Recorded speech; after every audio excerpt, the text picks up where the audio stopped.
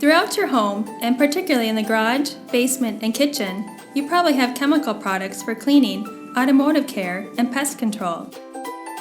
These products need to be disposed of properly, especially if the label contains one or more of the following words: caution, warning, danger, or poison. If the container is empty, it can be thrown into the trash. But if there's any product left in the container and you no longer need it, bring it to one of Ramsey County's household hazardous waste collection sites. It's free. Propane tanks should always be brought to a household hazardous waste collection site, empty or full.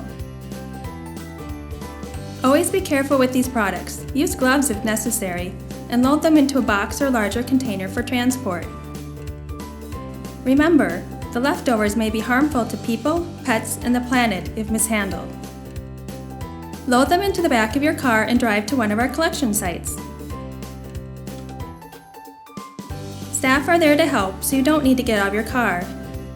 Just open the trunk, and staff will handle the household hazardous waste for you. It's the easiest, safest, and only way to properly dispose of leftover hazardous products. See you there!